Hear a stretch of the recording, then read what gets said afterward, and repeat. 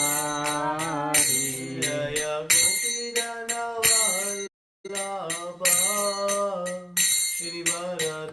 Girivardhari Jai गोपीजन Vallabh Girivardhari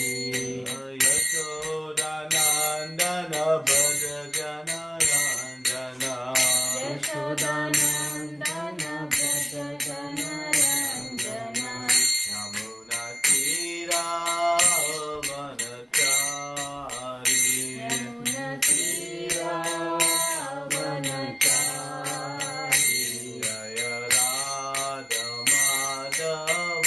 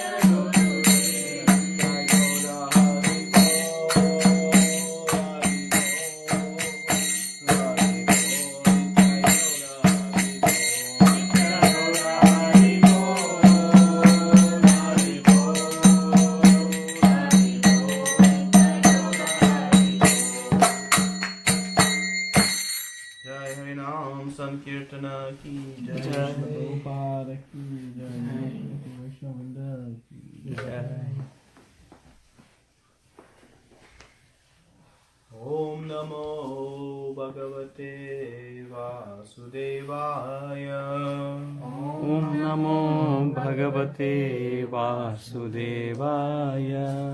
Om Namo Bhagavate Vasudevaya. Om Namo Bhagavate Vasudevaya. Om Namo Bhagavate Vasudevaya. Om Namo Bhagavate Vasudevaya. Om Jnanaatimirandasya Jnananjana Shalakaya Chakshurunmilitam Yena Tasmai Shri Gurave Namaha. Shri Chaitanya Manobishtam Stapitam Yena Bhutale Swayam Rupa Kadamayam Dadati Swapadantikam. Vandeham Shri Guru Shri Yuta Padakamalam Shri Gurun Vaishnavamscha Shri Rupam Sagrajatam Sahagana Lalinatam Vitam Tam Sajivam Sadvaitam Savadutam Varijana Sahitam Krishna Chaitanya Devam Shri Radha Krishna Padam Sagana Lalita Shri Vishakhanvitamscha. Hey Krishna Karuna Sindhu Dinabandhu Jagatpate Gopesha Gopika Kanta Radha Kanta Namostute Tapta Kanchana Gaurangi Radhe Vrindavaneshwari Vrishabhanu Sute Devi Pranamami Hari Priye. Mancha kalpatarubhyascha kripa sindhubheva patitanam pavanebhyo vaishnavebhyo namo namaha. Namo Vishnu Padaya Krishna Prasthaya Bhutale Srimate Bhakti Vedanta Swami Niti Namine. Namaste Saraswati Devi Gauravani Pracharine Nirvishesha Shunyabari Pashtacha Deshatarine.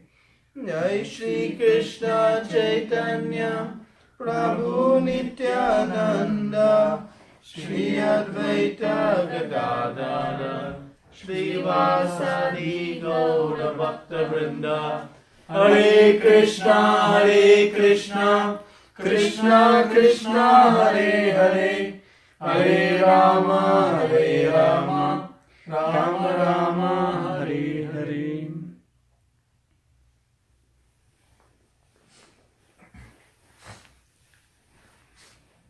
Hare Krishna. So what is the auspicious day we are celebrating today? Disappearance Day of our Acharya Of Bhaktisiddhanta Saraswati Thakur. Bhaktisiddhanta Saraswati Thakur. And who is Bhaktisiddhanta Saraswati Thakur? He's Guru Maharaj of Srila Prabhupada. He is the Guru Maharaj of Srila Prabhupada. So why is it so important for us to study and discuss the pastimes of our previous acharyas? What benefit we get? What is the importance of studying these pastimes?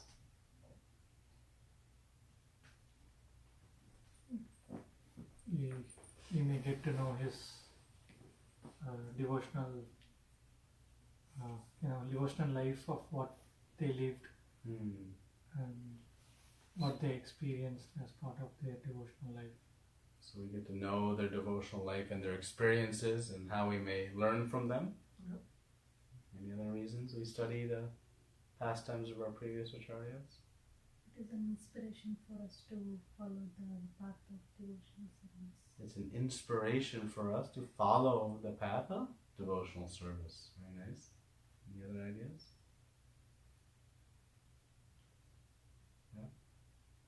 It increases our desire in the devotional service. And by knowing that pastime, we become more strong because we understand what they have faced and how they have overcome, and it gives us more confidence in the devotional service. Very nice. So it gives us some faith and confidence. We get to understand what endeavors they went through, what trials and tribulations, difficulties, what strong desires they had, so that it may inspire us in our path of devotional service. So one may wonder why we are celebrating the Disappearance Day, right? We don't often celebrate Disappearance Days. We celebrate Appearance Days, birthdays, not death days. Well, in speaking of the great acharyas, their appearance and disappearance are equally auspicious, and a time for us to reflect. Too often we need holidays to reflect on the great contributions of our great acharyas. But Srila Rupa Goswami explains in the Nectar of Devotion that there are 6 factors, 6 favorable activities that one should follow to assure the complete success of bhakti. So if we want to completely fulfill the process of devotional service, he says, here are the 6 things you should do. And he says, Utsahan Nishchaya Daryat Tatat Karmar Pavartana Sangha Tyagat Sato Vitihi. And of these 6, Sato Vitihi means to follow in the footsteps of our previous acharyas. And to follow in the footsteps means not to imitate, but to follow their instructions and teachings. So, we'll discuss today the great Srila Bhaktisiddhanta Saraswati Thakur. As we said, he is the Guru of His Divine Grace, A.C. Bhakti Vedanta Swami Srila Prabhupada. And so Bhaktisiddhanta Saraswati Thakur was a pioneer in preaching and spreading this spiritual philosophy. He was very feverishly and ferociously preaching the teachings of Chaitanya Mahaprabhu. He is a pioneer in the sense, up until this time, and Bhaktisiddhanta appeared in 1874, just for context of time, and he really began his preaching missions in 1918. But up until this time, most of the spiritual philosophers were staying in the holy dhams, and the teachings were not being brought out into the mainstream society, as we could say, into the big cities. And the fear was coming to contact with the ferocious material world. But Bhaktisiddhanta Saraswati Thakur went headfirst into the big cities, Calcutta, Mumbai, Delhi, and other cities all over India, preaching this philosophy, undeterred by the forces of Maya, banking on the strength of his spiritual master, his father, and Guru Parampara. And so he marked a revolution in this teaching. And it was his instruction to Srila Prabhupada that led to everything that we all are experiencing today. Everything that Srila Prabhupada did was in fulfilling the single instruction that Srila Prabhupada received in the very first meeting with Bhaktisiddhanta Saraswati Thakur in 1922, where he told him, you preach this message to the English-speaking world. And Srila Prabhupada took that as his life mission. And it was the order of Bhaktisiddhanta Saraswati Thakur that has led to this worldwide phenomenon. Chaitanya Mahaprabhu, when he came, he proclaimed that in every town and village the holy names would be spoken. Every town and village. Not just of India, but of the whole world. And for hundreds of years, this proclamation seemed how it was going to happen. People were wondering, Bhaktivinoda Thakur, he had a vision that it would come. But there were not yet tangible signs of it manifesting.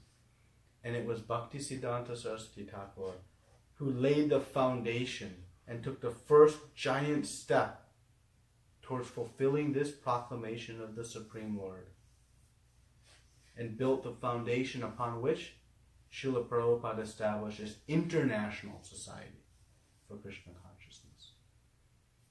So, Srila Bhaktisiddhanta Saraswati Thakur, he was known as Simha Guru. Simha means? Lion. He was a lion because he was a ferocious preacher. He would attack the influence of Maya on the conditioned souls.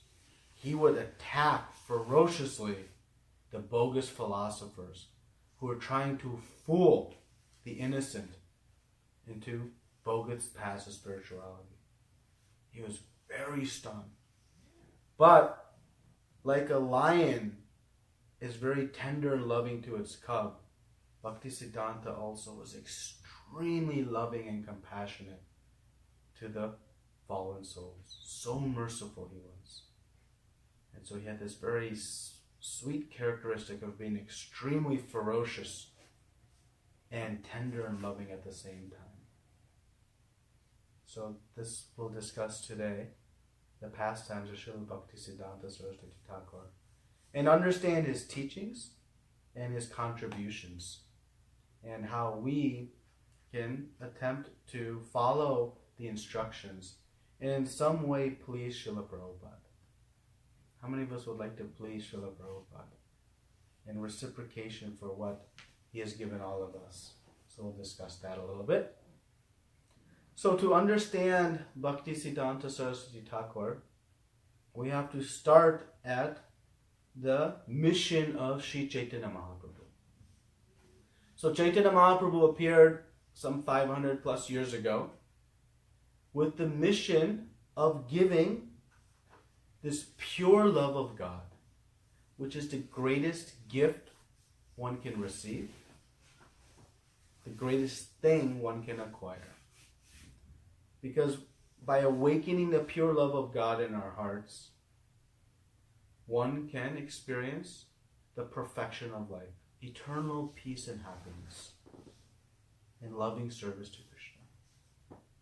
And Chaitanya Mahaprabhu was so compassionate, so merciful, that he was giving it with this simple yet highly, highly effective process, the Sankirtana Yajna. He established by simply chanting the holy names of the Lord, Hare Krishna, Krishna Krishna, Hare Hare, Hare Rama, Rama Rama, Hare Hare. One can awaken this most valuable jewel, which is love of God. So he gave a relatively simple process with profound, unbelievable results. It is like the perfect bargain. And not only did he give that process of Sankirtana Yajna, he also was distributing it to everyone. There was no one unqualified to receive this mercy. Lord Nityananda, his eternal companion, was spreading the mission of Chaitanya Mahaprabhu door to door. Not looking at the address, thinking what their qualification was. Just door to door, straw in mouth, begging, please chant. And how much he was selling the holy names for at the marketplace? Only the price of one's faith. He said, with some faith, if you take to this process of chanting holy names, You can have the gift beyond compare of the material world. So Chaitanya Mahaprabhu was establishing this process by which one can awaken this highest perfection of devotional service. And he was distributing it to anyone and everyone. Nobody was unqualified. The most fallen of the fallen souls were most qualified in the eyes of Chaitanya Mahaprabhu. And thus he proclaimed, in every town and village, my holy names will be sung. So after Chaitanya Mahaprabhu completed his pastimes, over the course of the next 200 years or so, his pure teachings became covered. They were lost. And many different philosophers claiming to be followers of Chaitanya Mahaprabhu began to preach various philosophies that were unsubstantiated, unsupported by the scriptures and teachings of Chaitanya Mahaprabhu. And they were establishing so many bogus principles. One of the primary of which, including in addition to breaking even the regulator principles, was trying to establish that this philosophy and this spirituality could only be practiced by the Brahminical class, the Brahmins. They were claiming a monopoly on this bhakti. Direct opposition to the door-to-door efforts of Chaitanya Mahaprabhu and all of his associates. So seeing this, the Supreme Lord sent one of his eternal servants, one of his manjaris, to the material world for the mission of reviving these original teachings of Sri Chaitanya Mahaprabhu. And that person appeared as Srila Bhaktivinoda Thakur. As we'll see, Bhaktivinoda Thakur is the father of Bhaktisiddhanta Saraswati Thakur.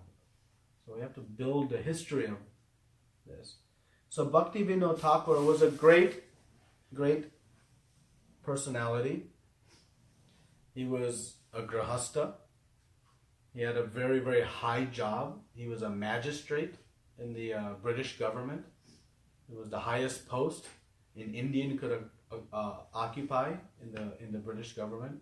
He was exceptionally skilled in his material so-called material duties. That when he was looking to retire, the British government was so desperate to keep his services, they built a rail line just for him from his house to his office. So each day the train, small gauge train, would come to his home, pick him up, and on the train he could continue his spiritual duties. He was looking to retire to take to his spiritual duties. So Bhaktivinoda Thakur was a highly intellectual scholar. And he wrote profusely on the true teachings of Chaitanya Mahaprabhu. He wrote many, many, many books. And he brought back the true, pure teachings of Sri Chaitanya Mahaprabhu. And he was constantly engaged in this battle of establishing that bhakti was available to all, not just to the caste Brahmins. And Bhaktivinoda Thakur wrote so much, he is considered in our vernacular to be the seventh Goswami. That much voluminous information he was writing. But he was lamenting one thing, that he had prepared and presented so much analysis, but his age and his life duties was not allowing him to go out and preach to the masses. And so he prayed. At this time he was living in Jagannath Puri. And he prayed intensely to Lord Jagannath, that you please give me a son who may carry on your mission of preaching this most transcendental message. And it may help bring true the proclamation you alone made of every town and every village. Bhaktivinoda Thakur in the 1800s, think about this, in the 1800s, he had visions of Europeans, Asians, Americans coming to Mayapur and chanting in the holy dhams in the streets of Mayapur. You can imagine how, fantasy that would seem. But what do we see today?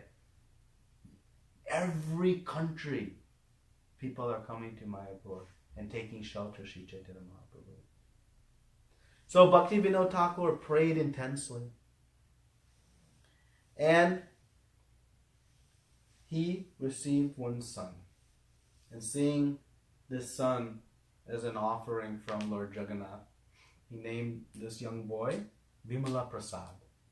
That was the birth name of Bhaktisiddhanta Saraswati Thakur. His name was Vimala Prasad. Vimala Devi, you may know, there's a pastime of how she has the one benediction that every offering that is offered to Lord Jagannath, after he takes, it first goes to her. And then from her, it is distributed all over. So seeing that this child was an offering from Lord Jagannath, he was named appropriately. When he was born, his umbilical cord was wrapped around his body just like a Brahmin thread. And the astrologer who came to do the astrology noted that this personality is a very great personality who will be highly intellectual and will do worldly things in the practice of spirituality. Had very wonderful signs on his body showing this. So, he grew up. We'll talk a little bit about his childhood. His childhood is very fascinating before we get into some of his teachings. So as a young, he was maybe 4 or 5 months old. And at the time, Bhakti Vinod Thakur, because he was a magistrate, he had a house right on the main road in Jagannath Puri where the Rath Yatra festival would cross. Just on the main road. So Lord Jagannath's Rath was coming one day. So his mother, Yukta Bhagavata Devi, she took Vimala Prasad to the balcony to have darshan of Lord Jagannath. And as soon as Lord Jagannath's Rath came in front of their house, the Rath stopped. And everyone is pulling and pulling, it would not go. So much effort, it would not go. Overnight it stayed there. And this sometimes happens. Lord Jagannath's Rath will move when he wants it to move, not when we want it to move. And so his mother, seeing an opportunity, decided to take Vimala Prasad for darshan. And in Jagannath Puri, if you're able to climb the cart, anyone can go and take darshan of Lord Jagannath. So she took the opportunity and she climbed the cart, 5-month-old Vimala Prasad in her hand, and she placed him at the feet of Lord Jagannath. And immediately a garland from Lord Jagannath fell, and just perfectly around Vimala Prasad, being directly blessed by Lord Jagannath. Once he was a young boy, less than 4 years old, maybe between 3.5 and 4 years old. And his father had brought home some mangoes. And Vimala, being a young boy, seeing mangoes, grabbed one. And his father said, let us first cut and offer for the Lord, then you can eat. And Vimala Prasad, you get a sense of his character at an early age. He was so strict. He thought, I am the great offender, that I have desired to take this mango before the Lord has taken. And from that age, he vowed he would never eat mango again. 3.5 years old. Such mature consciousness. Later in life, someone would offer Bhaktisiddhanta like a mango chutney or something, and he would just say, I am an offender. And he would not take. Whole life, he never ate after that point. The king of all fruits.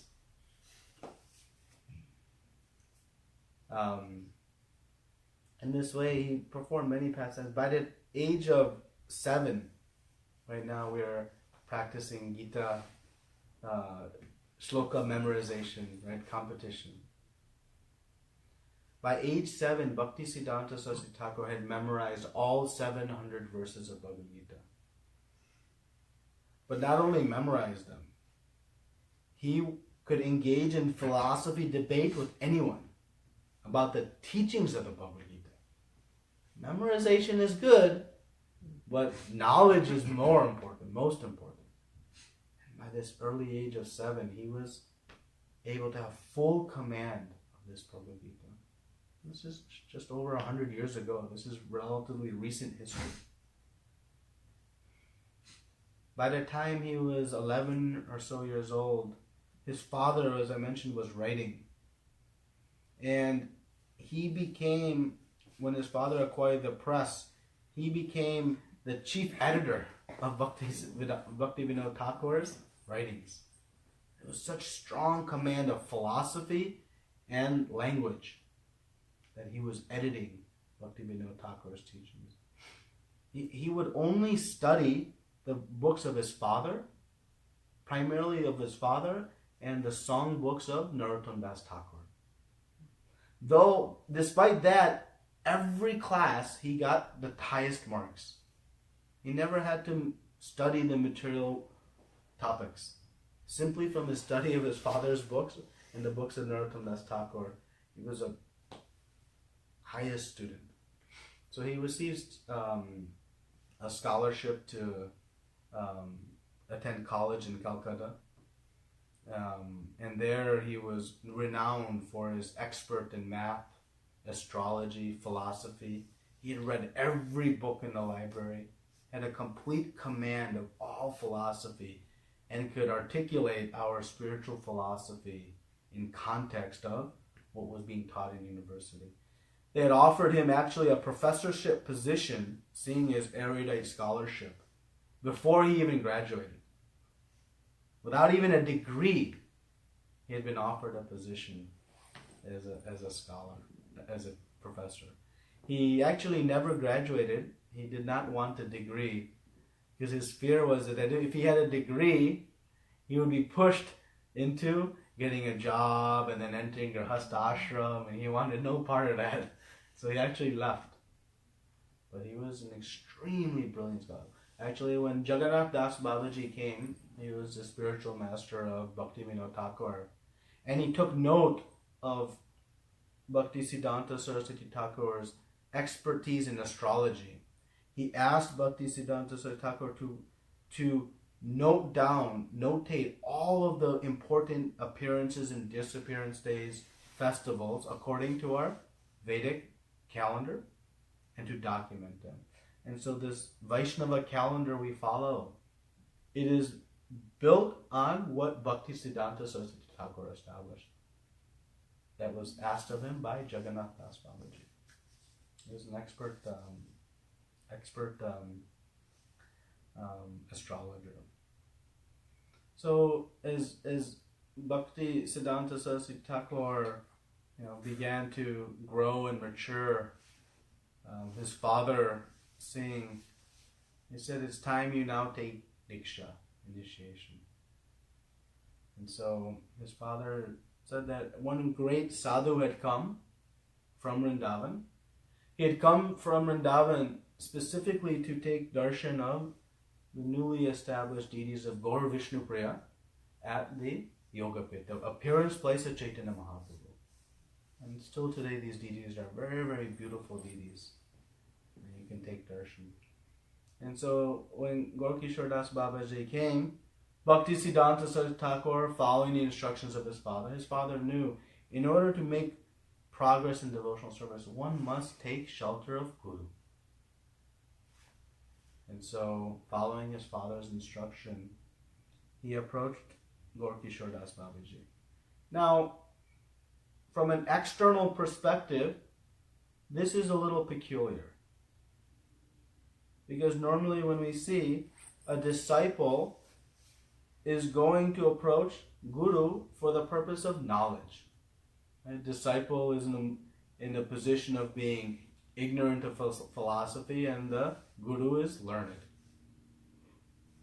Now, from a material perspective, we see Gaurkishore Das Babaji, when he was approached, he said, "I cannot give you initiation.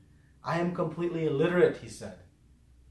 I cannot even write my name, and you are an erudite scholar. You are editing the books of the great Bhaktivinoda Thakur. You are composing essays that are at such high philosophy. And so Gaurkishore Das Babaji, in his own humility, presented himself as unfit to take initiation. So Bhaktisiddhanta Saraswati Thakur now say, oh yeah, you're right. He understood that material knowledge has nothing. Literacy has nothing to do with one's devotion. And his father, identifying Gaurkishore Das Babaji as the most bona fide spiritual master for him, he stayed determined. He begged and begged and begged. I have no disciples. I have no desire for disciples. I'm enjoying my, seclusion in my bhajan. Don't want. He begged and begged. And finally he said, okay, I'll ask Chaitanya Mahaprabhu. Next time I talk to him, I'll ask him. Okay, great. He was very comforted. We would be like, what kind of game is he playing? But he was comforted. So he saw him sometime later and he asked, did you see Chaitanya Mahaprabhu?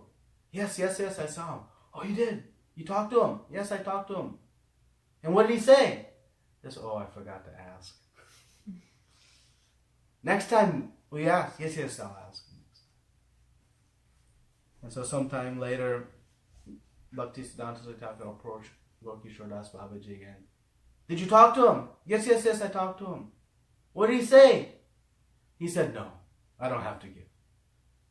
And Bhaktisiddhanta Saraswati was crushed. And he thought, wow, Chaitanya Mahaprabhu and you, Guru, are bestowing mercy on the most fallen. I am so fallen, I'm not even qualified to receive your mercy and the mercy of Chaitanya Mahaprabhu. The mood of humility was so strong. And he decided, without an opportunity to obtain the instructions of a spiritual master, what is the purpose of this life? This body is meant to be directed by the spiritual master. And not being able to obtain your shelter, I have no purpose to live. And in this way he was determined to end his life. And Gaurkishore Das Babaji, seeing the intense desire and humility, he relented and gave him initiation. See, this progress in devotional service, if we put these two things together, intense desire and great humility. You cannot have humility and no desire and be passive. You cannot have great desire and think, I deserve this, I have to have this. No. It should be both intense desire and humility.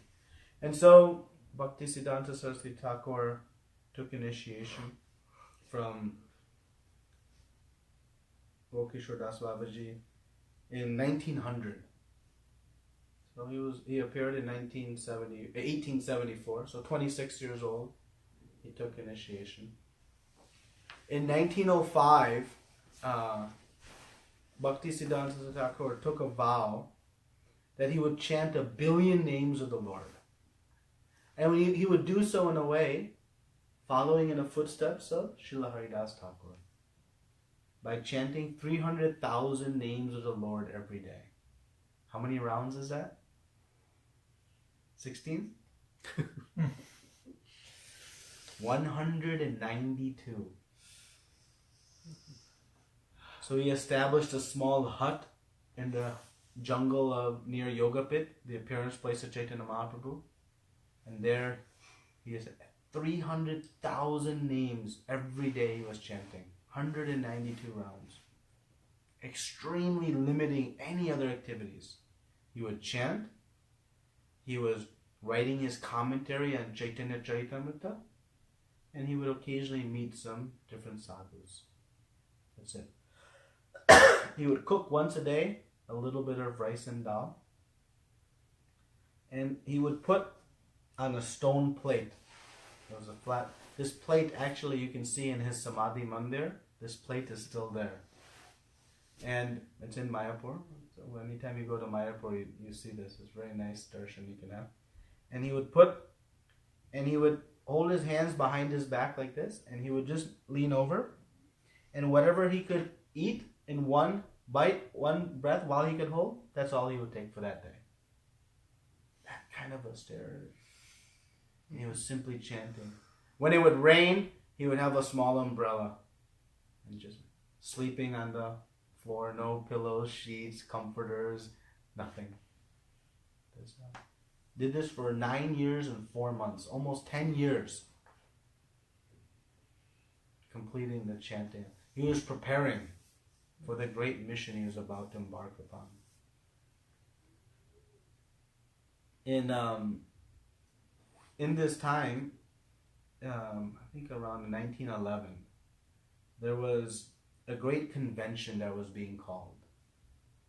And as I mentioned, at the time there was a big battle between the Vaishnavas and the caste Brahmanas. And Bhaktivinoda Thakur had very clearly, on the basis of scripture, established that a Vaishnava is even higher than a caste Brahmana. Because one who has perfected the science of understanding Krishna consciousness has transcended all designations.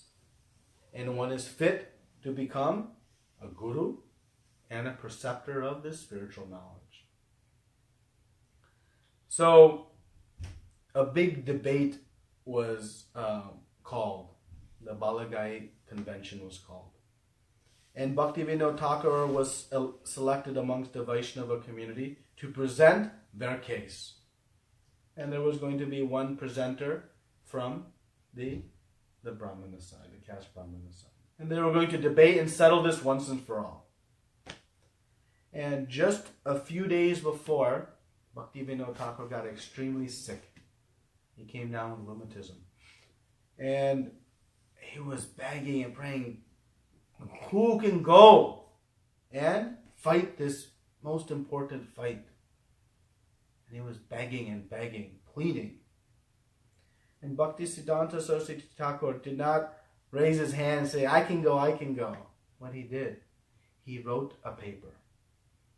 He wrote a paper establishing the position of a Vaishnava on the basis of extensive scriptural evidence. And he wrote this paper so amazing. When Bhaktivinoda Thakur read it, he thought, now my dream has been fulfilled. It was at that point he realized fully that his dream had been fulfilled. Seeing the great understanding of Bhaktisiddhanta. So he sent Bhaktisiddhanta Saraswati Thakur, who was relatively very young and junior compared to the others, to present at this convention, this debate. And very amazing things happened. So first the caste Brahmanas debated, they presented their case, and Bhaktisiddhanta sat very quietly, heard everything. And then he went to speak. And he began to speak. And the first half of his entire presentation was glorifying the Brahmanas. And they thought, wow, we have convinced him. We have won. And then Bhaktisiddhanta Saraswati Thakur began to, piece by piece, point by point, completely destroy every argument that was made on the basis of scripture, on the basis of extreme references to scriptural evidence. After this presentation, 3 days of debates took place. And by the end of the third day, there was nothing more that could be said by the opposition. They were completely and utterly defeated. And as the convention concluded, there was such a stir in the crowds. And who is this personality, this Bhaktisiddhanta Saraswati Thakur, who's presented this? And people were rushing the stage trying to get darshan of him. Literally a riot had ensued, trying to get close to him.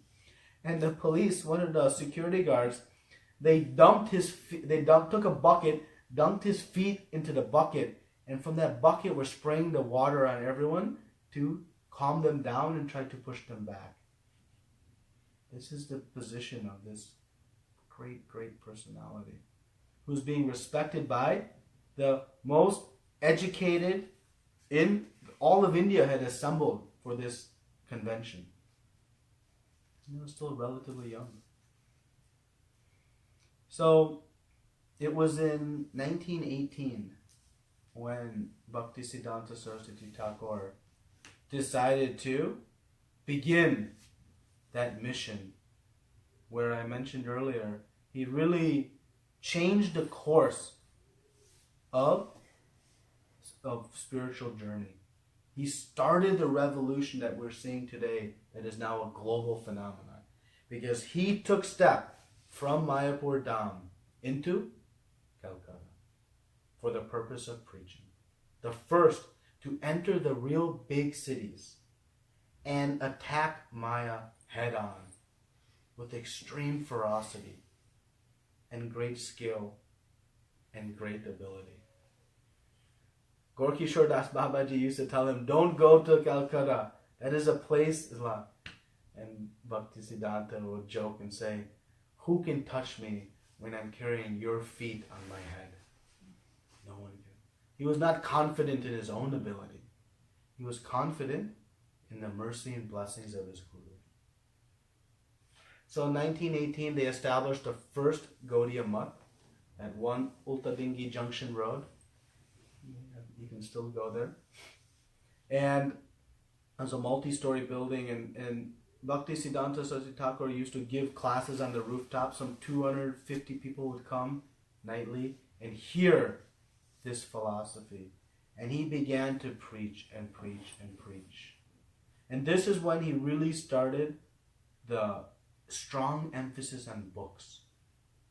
He began to write his own books and also printing books from his father, from Narottam Das Thakur.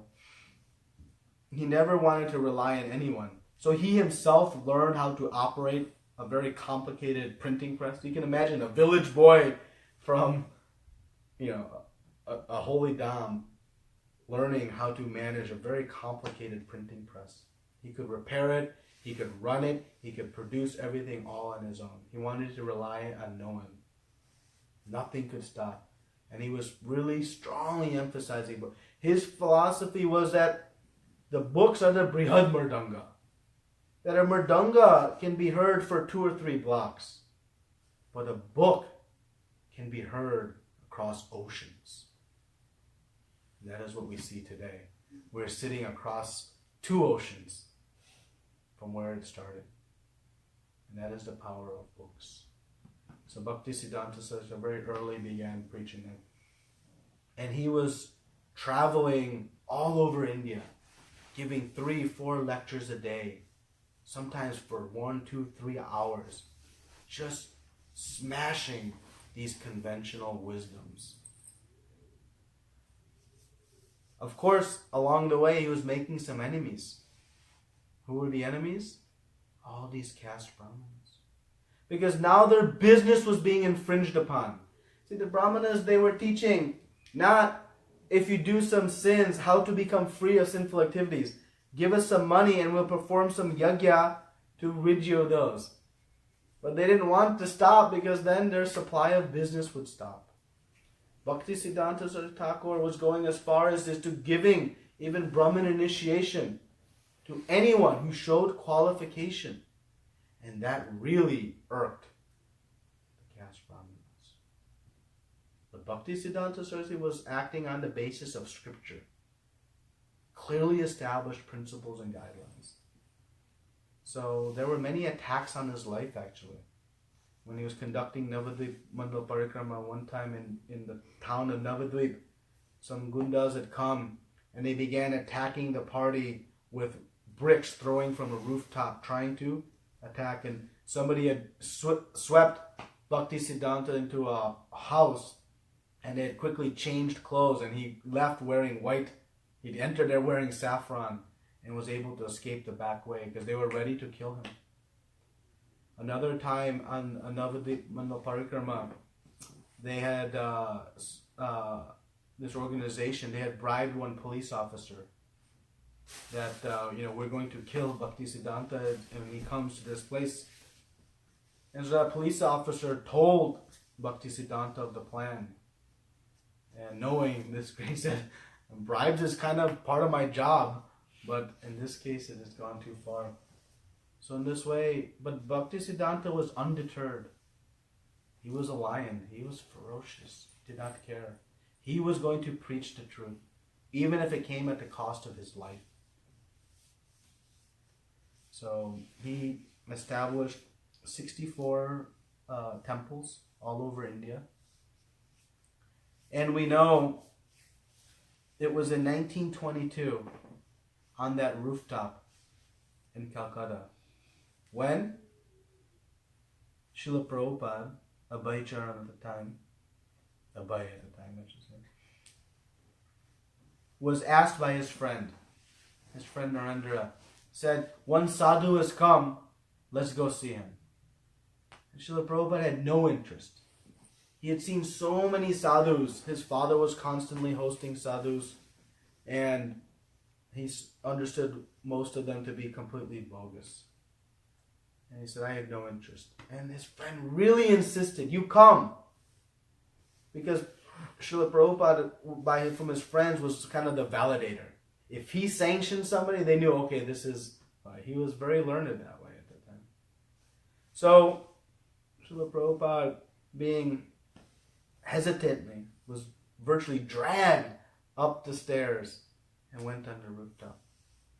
And as soon as they offered obeisances and they came up, Bhaktisiddhanta Saraswati Thakur saw Srila Prabhupada and said, you take this message to the English-speaking world. That was the divine meeting between Srila Prabhupada and Bhaktisiddhanta Saraswati Thakur. Srila Prabhupada comments that at that time he was, purporting a nationalist philosophy, and he said to Bhaktis, he engaged in a little debate. He said, who will take to our message if we are a dependent country? And Bhaktisiddhanta Saraswati Thakur said, Krishna consciousness is independent of any political situation. It is the absolute truth.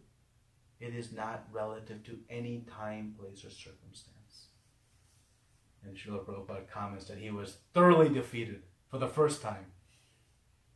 And when he came downstairs after that meeting, he told his friend, this is the real sadhu who has come to propagate the real message of Chaitanya Mahaprabhu.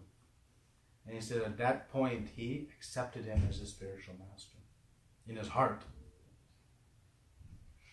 So Bhaktisiddhanta Saraswati Thakur was preaching in many, many places. In 1928, the devotees from Bhaktisiddhanta, they came to Allahabad, where Prabhupada was there, and he was establishing his pharmacy business. And Srila Prabhupada, after 6 years, was reunited with the devotees of Bhaktisiddhanta Saraswati Thakur. And he began to help them build a temple there. And in 1932, Bhaktisiddhanta Saraswati Thakur was organizing a Vrajamandal Parikrama. A Parikrama all around Vraj. So Srila Prabhupada was anxious to go. Finally, he got 1 day away from his business. And he went. And that day, the devotees who had assembled, they were all camping out in some site.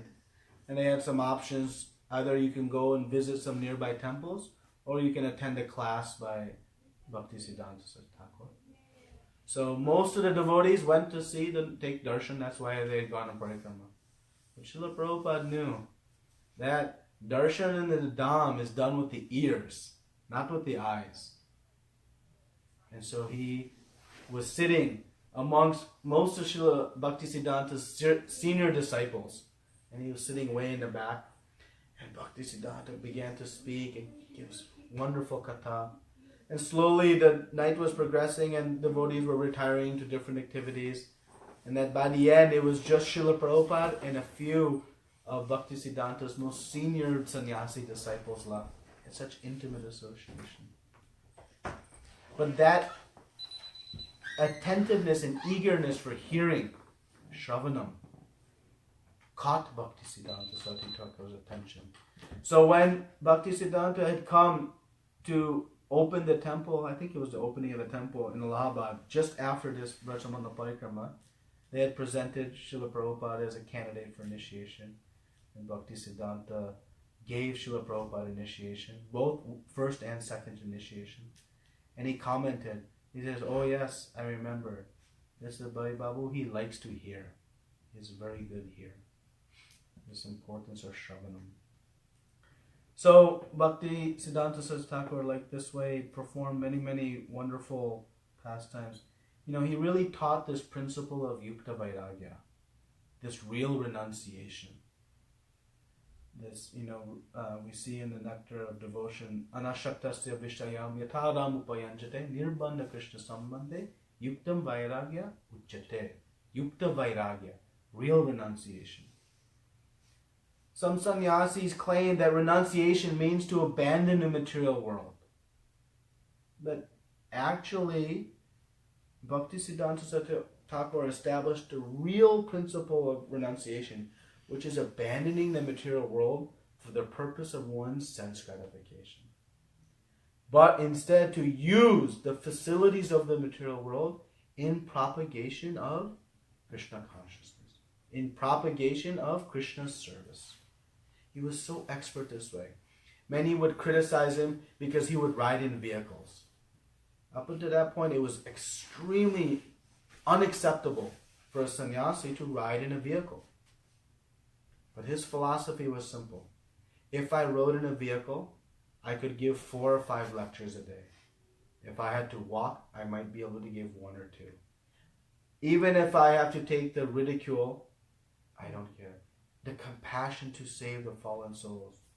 He was willing to meet with anyone, kings and businessmen, big leaders. Why? Because he knew if they would take to Krishna consciousness, others would follow. And sometimes even in meeting them, he would wear stitched coats, which again, normally a sannyasi will not wear anything stitched. Didn't care. So he would travel in vehicles, breaking so-called norms, but fully living this Yukta Vairagya principle of everything that is available to one. Use it in the service of Krishna. He was fully detached, but willing to suffer the austerity of utilizing material wealth. It was an austerity for him. It was not a pleasantry. So in this way, many more pastimes, but it's getting late.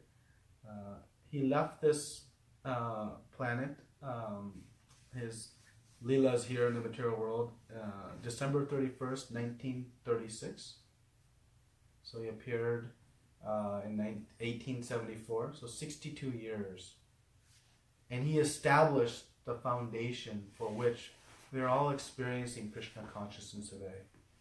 That single instruction to Srila Prabhupada became the life mission that led to the fulfillment of Chaitanya Mahaprabhu's vision and proclamation. Not a vision, but a proclamation.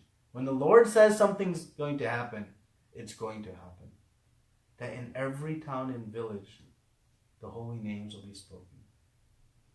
And if you study the purports and the teachings of Srila Prabhupada, you see everything he did, he attributes to the mercy of his spiritual master. Anytime, any amount of credit came, he said, I'm simply following my Guru's order.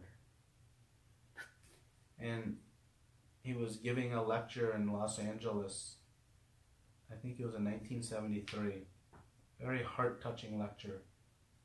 And he was expressing on the Disappearance Day of Bhaktisiddhanta Saraswati Thakur his gratitude to all of his disciples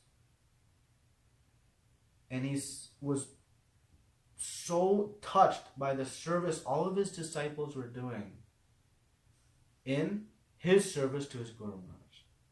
And he says, Prabhupada saying, I have to thank all of you. Not you think, I have to thank all of you for helping me in serving my Guru Maharaj. And he actually began to cry. He could not finish the lecture. It was very, very touching. So whatever service we do,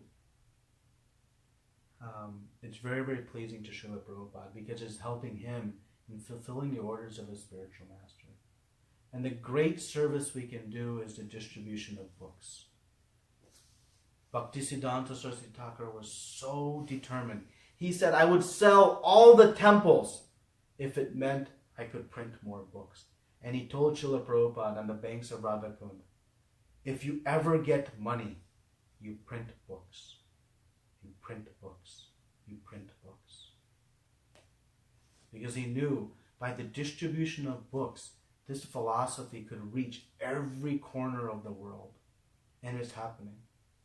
So this is the time where we can do our small part in distributing some of Srila Prabhupada's books, which are coming on the instruction of Srila Bhaktisiddhanta Saraswati Thakur. Well, this is just a short glimpse into his amazing life and teachings. His Holiness Bhakti Vikas Maharaj has written a 3-part book biography on Bhaktisiddhanta Saraswati Thakur. If anybody desires to read more into the life and also teachings, it's a very wonderful book, very technical writing, actually. So, okay, thank you very much. Any questions or comments? Not so much philosophy today. Probably here we have a few questions. Okay. Who was that? From Vikas Pandit. How to overcome fear? Thank you, bro. How to overcome fear. So, we fear losing what we value. Fear stems bhaya. Right? It comes from losing something we value. We don't fear when we lose our garbage. When we put it to the curb and it goes away, we don't fear it because we don't value it. But we fear losing our cell phone because we value it. We fear losing our relationship with family members because we value that. We fear losing this body because we value it. When we come to Krishna consciousness, we realize that the only thing of real value that we have is our devotion, our bhakti. And that bhakti, Krishna says, is eternally ours. It can never be taken away. There is no loss or diminution. So when we begin to understand what is it that we really value in life, then our fear of losing these other things starts to dissipate. Because what it is that we really cherish is eternally ours. And when we understand that when we take to the process of devotional service, Krishna says, Surdam Sarva Bhutanam. He says, I am your ever well-wisher. Your greatest well-wisher, he says. So if the Supreme Personality of Godhead is our ever-protector, then what fear we can have? Even in the face of so-called danger. No fear. A child who is holding on to his father's hands can be walking down the most dangerous dark alley of a city. Does he have any fear? He's holding on to his father. What's no fear? When we hold on to the lotus feet of our Supreme Father, Krishna, then there's no fear. So we understand what it is that is really valuable to us, and we take shelter of Krishna.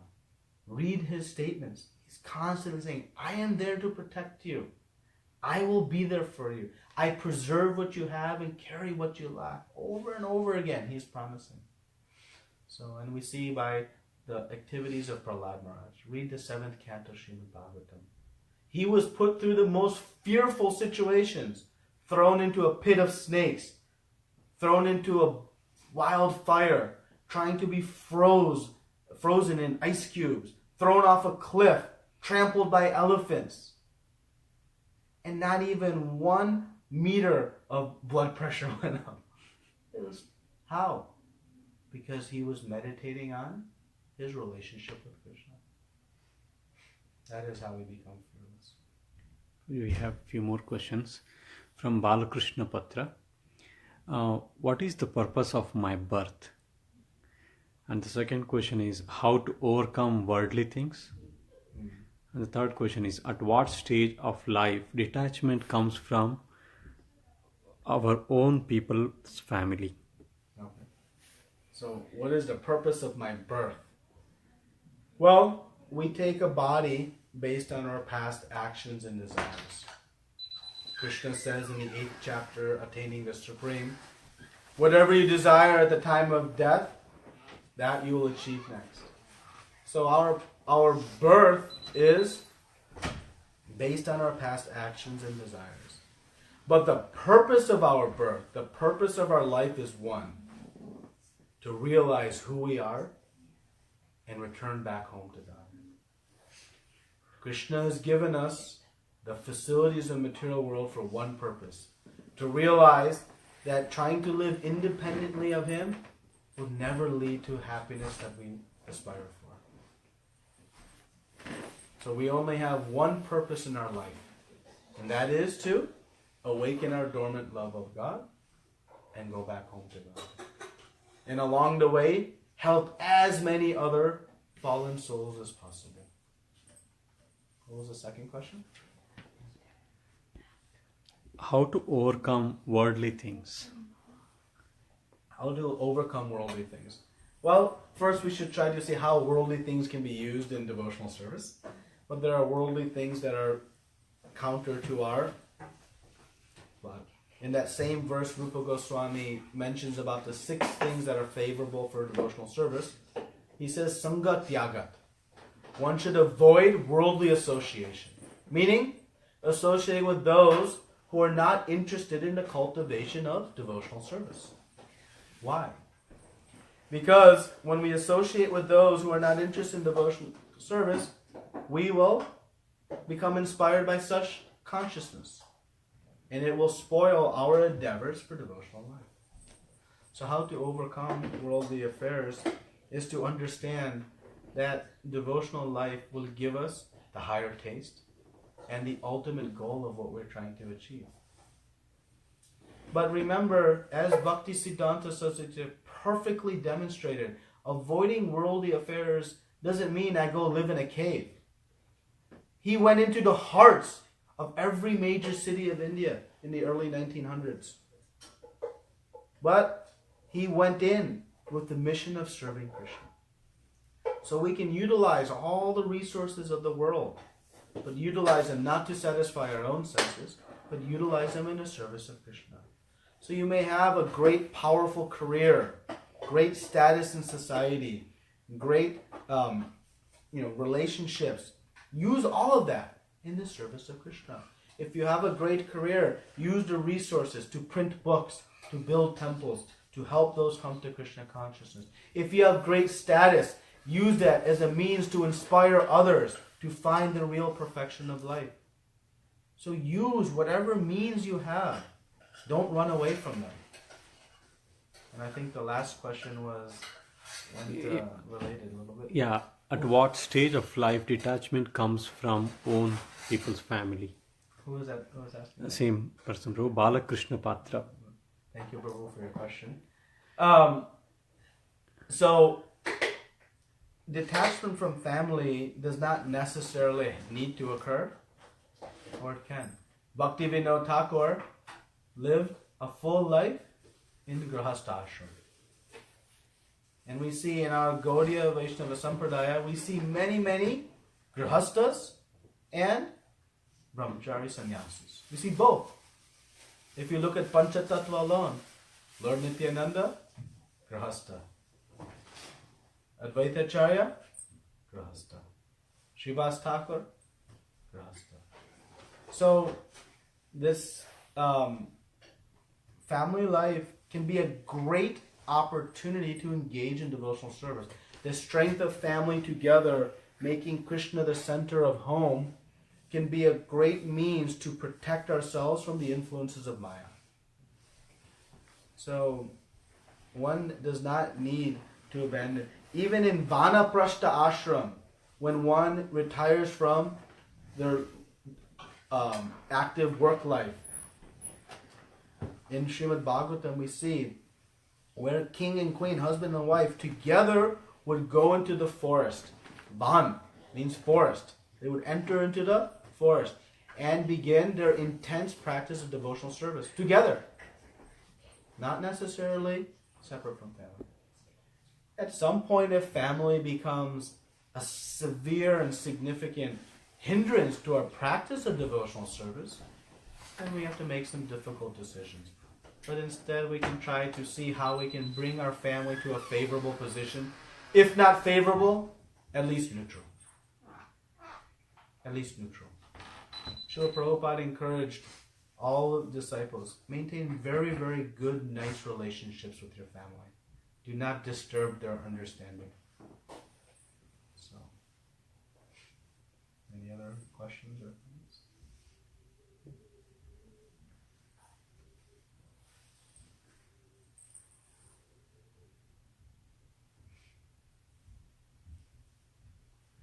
Here is a question from Swati Mataji.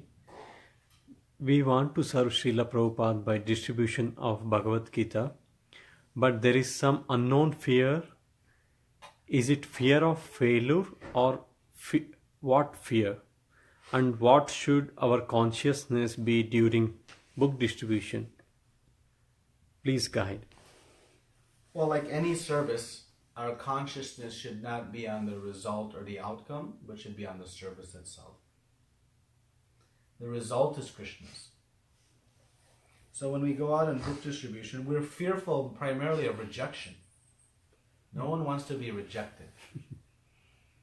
But if we think they're rejecting me, then of course we'll have that emotion. But if I'm simply a messenger, when a postman delivers a letter and the recipient rejects it, does the postman feel personal, oh, he rejected? No, he's simply handing. So we are simply a very minute, tiny instrument in Srila Prabhupada's and Krishna's plan. We present the book. If Srila Prabhupada and Krishna are merciful to them, they'll take it. And if not, they won't. It has nothing to do with us. Our simple job is to deliver it. So if they take it, great. If they don't, equally great. Our job was simply to render the service. So we should measure our books in results, but time. How many hours I'm going to spend trying. And we want to look at results. Srila Prabhupada encouraged transcendental competition in announcing book scores. Why? To encourage us how we can become more enthusiastic, how we can become more creative, more intelligent in how we find ways to distribute books. But the consciousness of a devotee, when he hears that another devotee has distributed more books, is not envy. It is great pleasure. Wow, they have distributed that many books. Let me follow him or her and see how I can learn and do more. Not become envious and try to sabotage their efforts. That is material consciousness. Transcendental consciousness is how we can inspire each other by our results.